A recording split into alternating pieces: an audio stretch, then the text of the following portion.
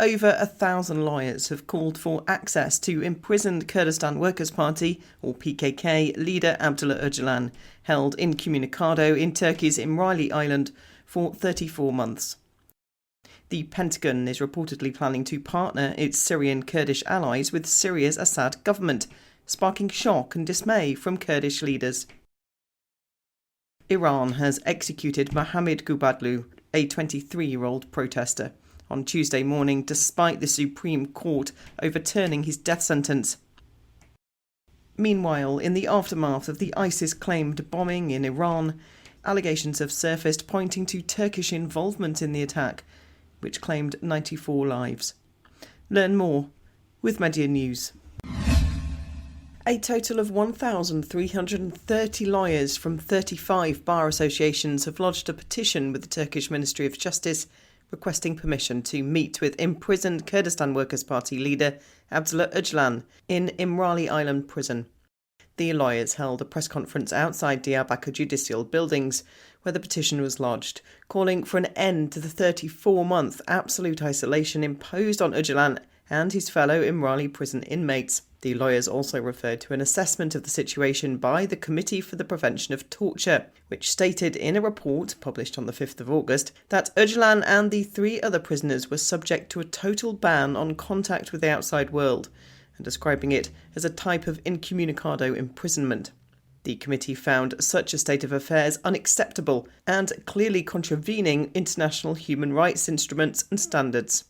The lawyers argued that the ban on legal visits to Imrali prison violates Turkish law, as well as international rules and human rights conventions.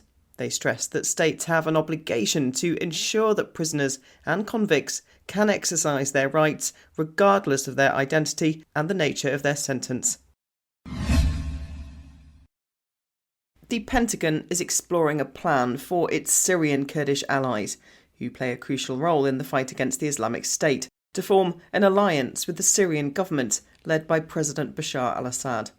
Al-Monitor's Ambreen Zaman reported. The proposal is said to be part of a broader reassessment of the United States' Syria policy, currently underway at the State Department, with input sought from Turkey. Reportedly discussed at a meeting convened by the White House National Security Council on the 18th of January, the plan was mooted to protect the Kurdish-led Syrian Democratic Forces in the ongoing battle against ISIS. However, Syrian Democratic Forces commander Mazloum Abdi expressed surprise and disbelief at the proposed strategy, underscoring strained relations between the Syrian Kurdish forces and the Syrian Assad government. Abdi said the notion was utterly unviable. Speculation has been raised on whether the proposal signals that the Pentagon is preparing to withdraw US troops from northeast Syria. While the Biden administration has denied any such plans, escalating tensions between Iranian-backed forces and the US have raised concerns about the feasibility of maintaining a US military presence in the region. Iran executed 23-year-old Mohammed Gubadlu, a Xinjiang Azadi women's rights protester, early on Tuesday, despite his death sentence having previously been overturned by the Islamic Republic Supreme Court. Gubadlu's lawyer issued a warning on Monday evening that he had received notification of the imminent execution and described the act as nothing less than murder, citing a series of alarming human rights violations and the Supreme Court's reversal. Gubadlu's family and dozens of concerned people gathered outside the prison, hoping that their presence would at least delay the execution. However, the Iranian judiciary officially announced that the sentence had been carried out at dawn. A video emerged on social media showing Gubadlu's mother at the prison gate, shouting at the guards, "You've killed my Muhammad. He'd taken to the streets for all you young people." Gubadlu was accused of hitting and killing a policeman with his car during nationwide protests, a charge he vehemently denied.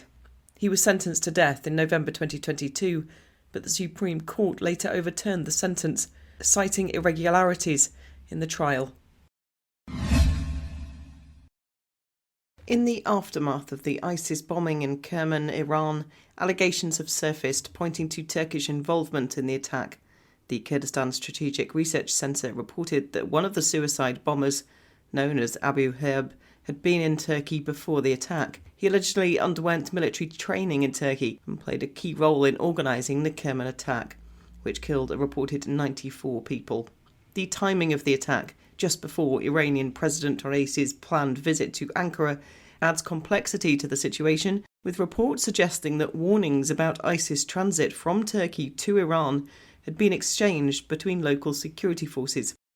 Meanwhile, Iran has identified the main suspect who planned the attack as Bazarov Israeli, a 24-year-old citizen of Tajikistan. It said Bazarov was trained in Afghanistan and entered the country illegally from the Turkish border to carry out the attack. Geopolitical accusations have also surfaced, with Jamil Boyik of the Kurdistan Communities Union claiming that the Turkish National Intelligence Organization was behind the explosion, aiming to draw Iran into an intensified conflict against the Kurdistan Workers' Party, or PKK. Further complicating the situation, an Istanbul prosecutor's office indictment reveals Turkey's role as an alleged ISIS hub, facilitating recruitment, coordination and planning attacks.